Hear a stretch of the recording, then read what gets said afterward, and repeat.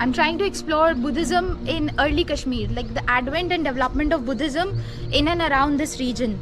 And I've visited a lot of Buddhist sites across India, but for the very first time I have seen the Indian Bhikkhu Sangh, the Bhikkhunis were also there, they were also part of it, chant the Theravada suttas here. I mean, that's the first time that the things that we only read in text, like it's believed to be extinct, the Vinaya is believed to be extinct, but it was a living tradition right up there. We visit these sites like these are just ruins for us, but now today it came to life with a lot of people, a lot of participation. The Bhikkhu Bhikkhuni Sangh cannot survive without the presence of the Upasak and Upasika Sangh, and it was so heartening to see that everybody there knew the Panchsheel, they knew the Triratna, and they were chanting along, and they were like all there. And ऐसा होता है ना कि 800 साल बाद, मतलब 9th century में खत्म हो गया होगा, फिर से एक revival for the first time. And I am so happy to have witness this, to be here. Being an academician is one thing, like I will be in a closed room with fellow academicians, but they will not share the same spirit. The people here who live, who believe themselves to be Buddhists, they share that spirit, and this is because of them this place has come to life. So as much as this place means to us, like the followers and worshippers, the people also are contributing for its revival. So it's like a correlation, and both of them are at the equal pedestal. It was a pleasure experience to be here because आज हमें क्या बोलते हैं बहुत सारी अपनी Buddhism की संस्कृति के बारे में बहुत पता चला, ताकि बहुत भिक्षुगण यहाँ पे आए हुए थे, उनसे बहुत कुछ सीखने को मिला.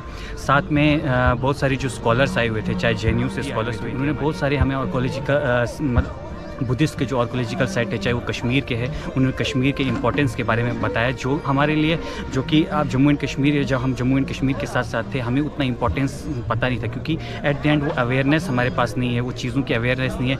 इवन अगर आप देखा जाए तो गवर्नमेंट की तरफ से उस चीज़ को उतना सीरियसली लिया गया है, जिसकी वजह से हमारे जितने जो बुद्धिस्ट जो कम्युनिटी है उनमें भी एक अवेयरनेस हो. तो ऐसे इवेंट क्या होते होकर एक हम जैसे अगर यंगस्टर्स में ये देखा जाए, उनमें भी एक इंस्पिरेशन मिलेगा, एक एस्पिरेशन जागेगी कि वो भी अपने एक रिलीजियस जो भी बुद्धिज़्म है उसके बारे में पढ़े, उसके बारे में जांचे और क्या बोलते हैं रिसर्च करे, ताकि वो भी सोसाइटी में या जो भी क्या बोलते कल को उसको कंट्रीब्यूट कर सके.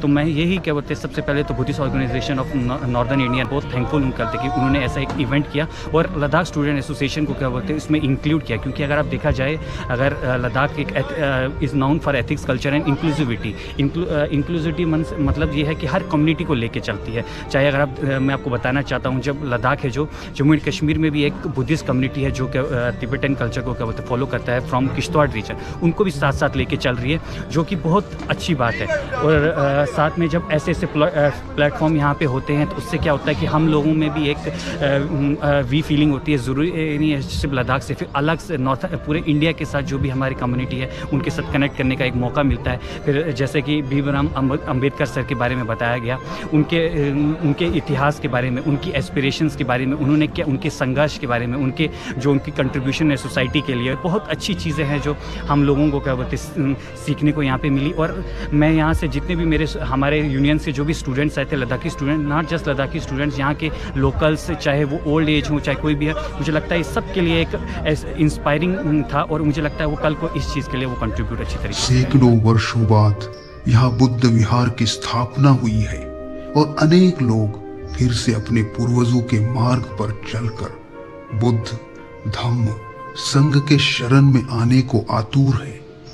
ये भूमि फिर से पाली बुद्ध वंदना और बुद्ध वचनों से अलंकृत हुई है और कह रही है, शांत हो जाए मानव, तुझे युद्ध नहीं बुद्ध की जरूरत है, तुझे शिक्षा की जरूरत है, समता की शांति की जरूरत, शांति की जरूरत है, शांति की जरूरत